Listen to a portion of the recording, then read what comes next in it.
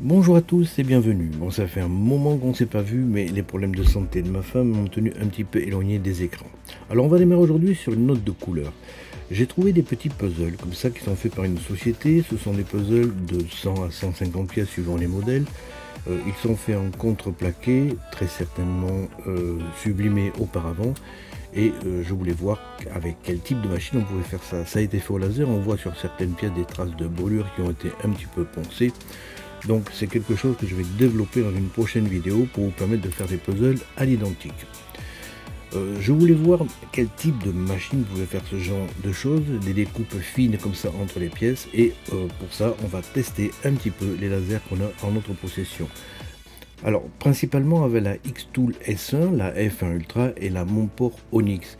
Et pour ces tests, je dois reconnaître que j'ai été perplexe, perplexe notamment en ce qui concerne les vitesses d'exécution. Alors, on va voir ça un petit peu en détail tous ensemble.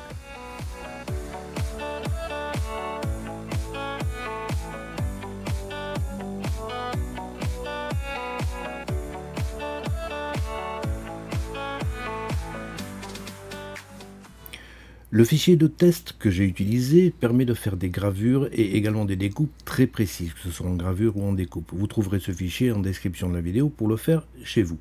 Alors, la première machine, c'est la Xtool S1, avec une tête de 20 watts et de 40 watts.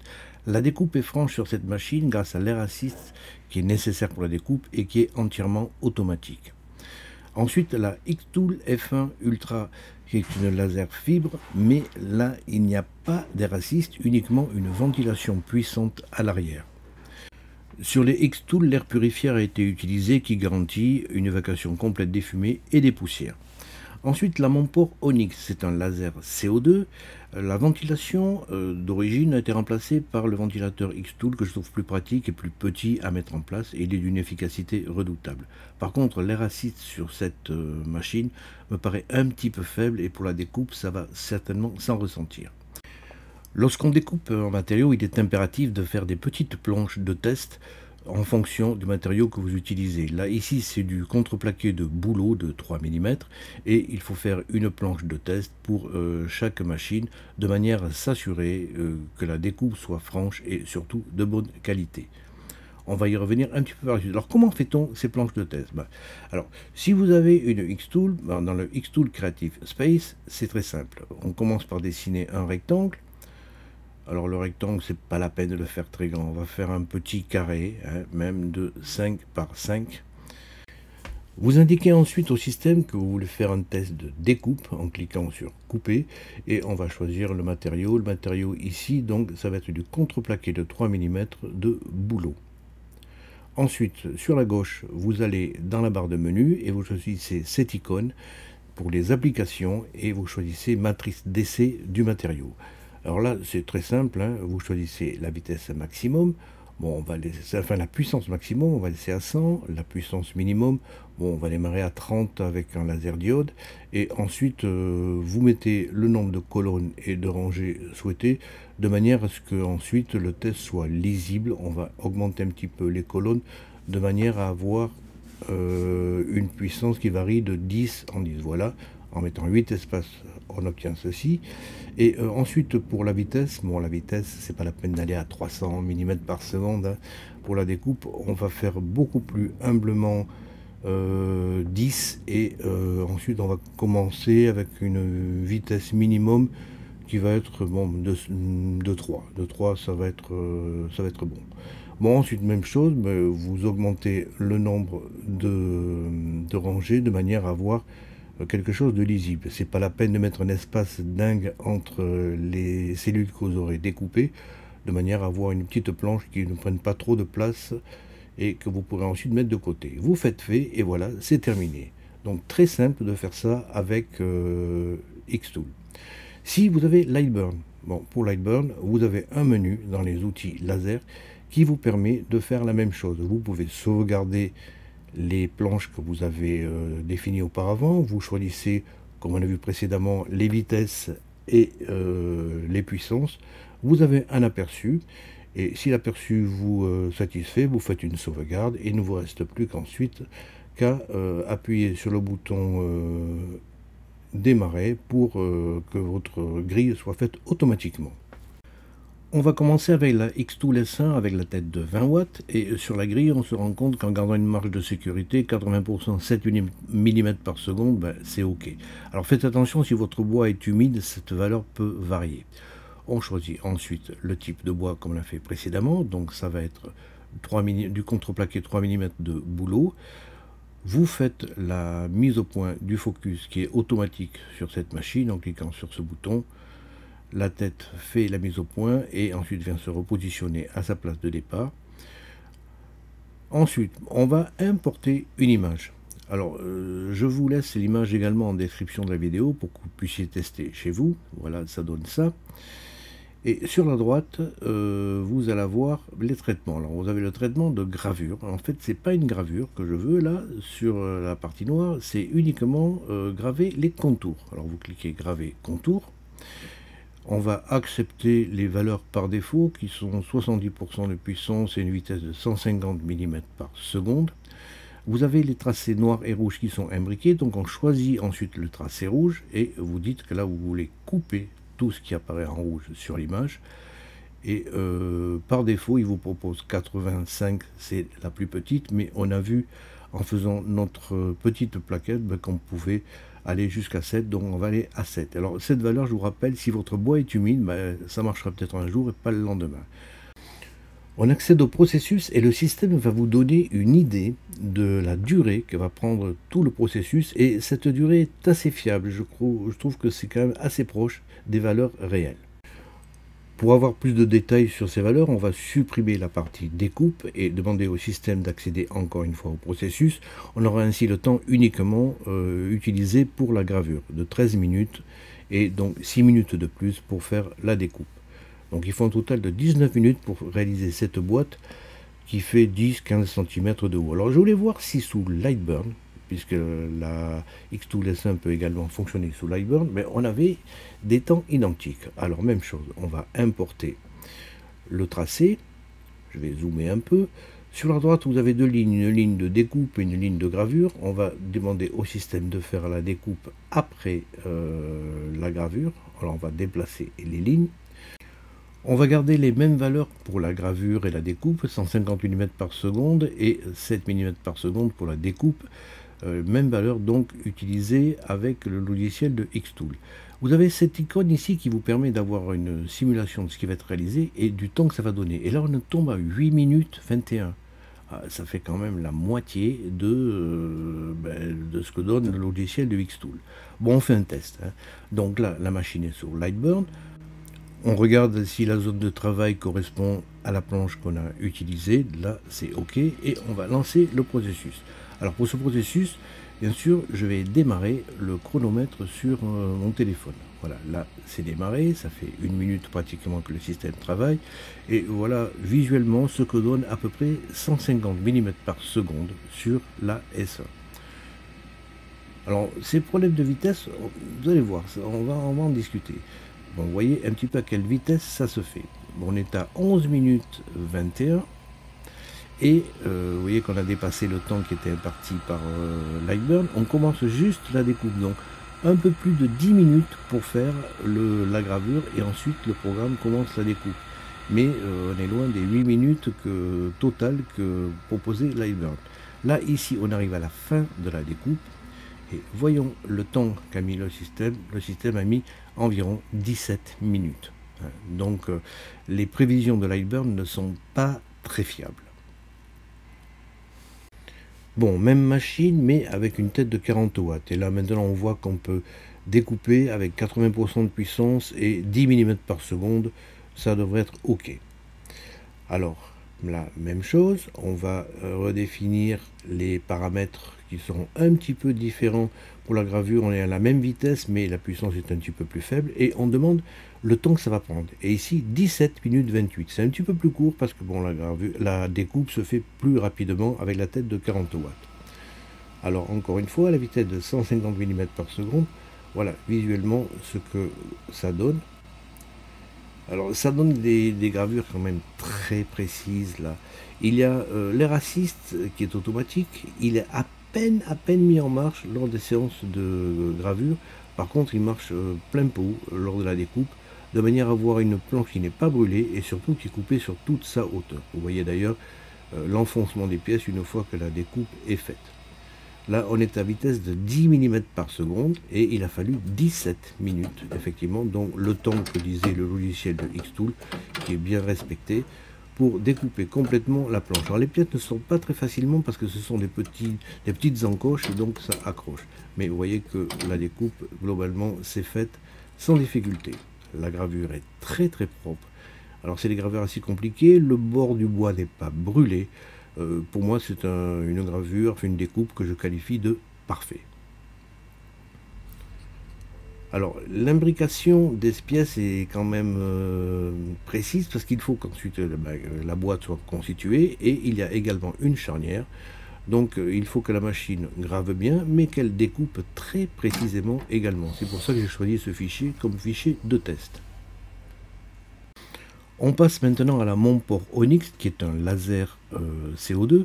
Et là, on voit que la puissance peut être de 70% avec une vitesse de 15 mm par seconde.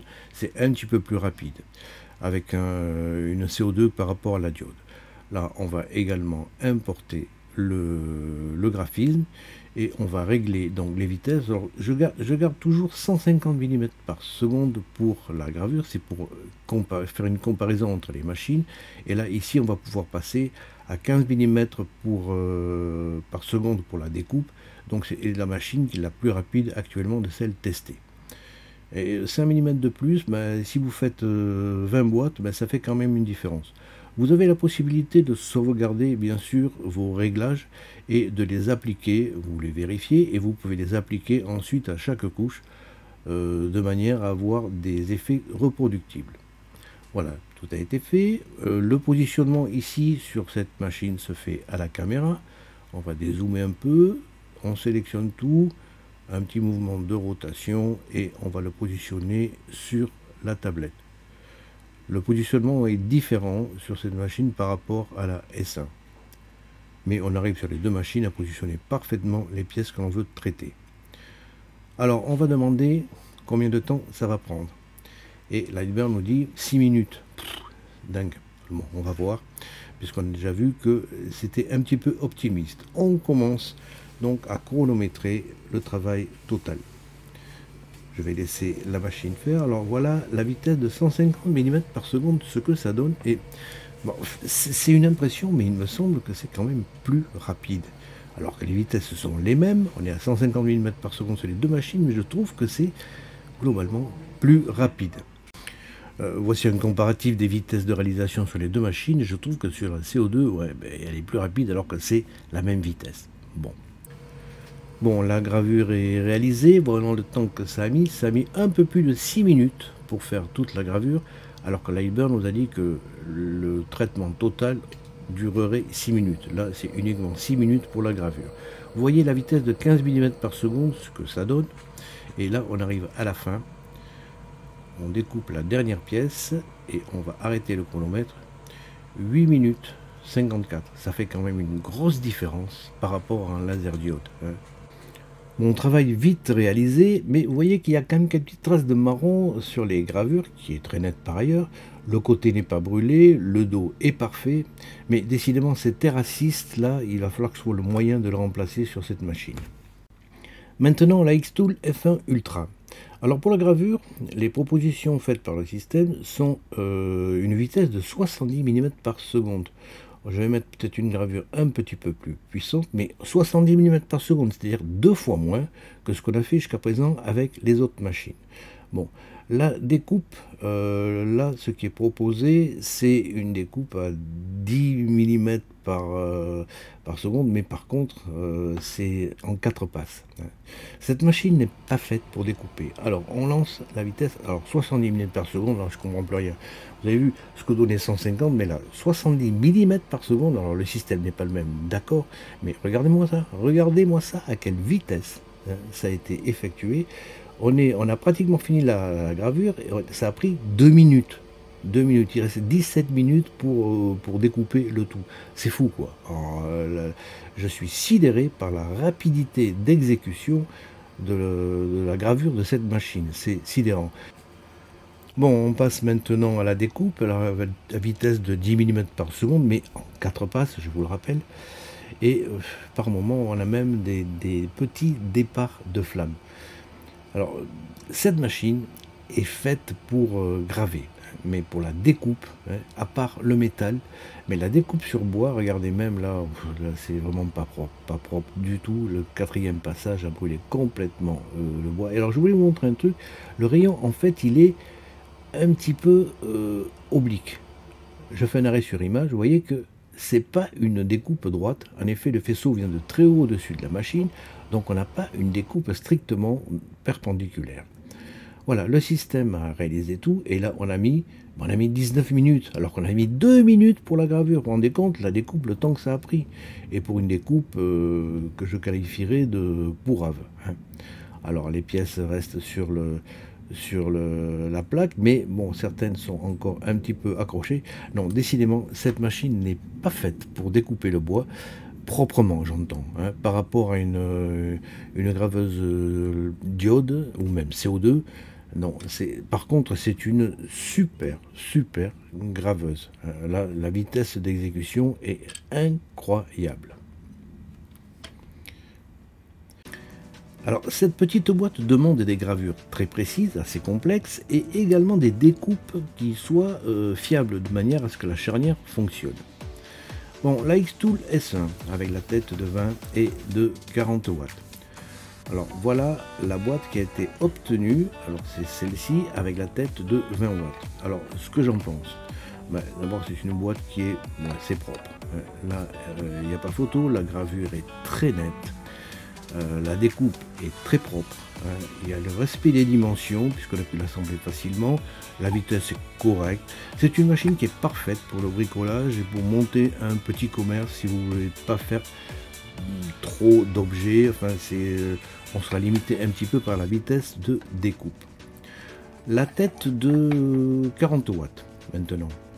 La gravure est un petit peu plus prononcée, alors qu'on a mis moins de puissance, mais la tête est plus puissante. Bon, vous voyez que c'est très net également, qu'il y a le tracé qui continue sur les deux parties sans aucune difficulté. La découpe est très propre, il y a un respect des dimensions. La vitesse est plus rapide, ça sera vraiment une machine parfaite pour le bricolage. Et pour un commerce, quand vous devez faire quand même pas mal d'objets de façon répétitive.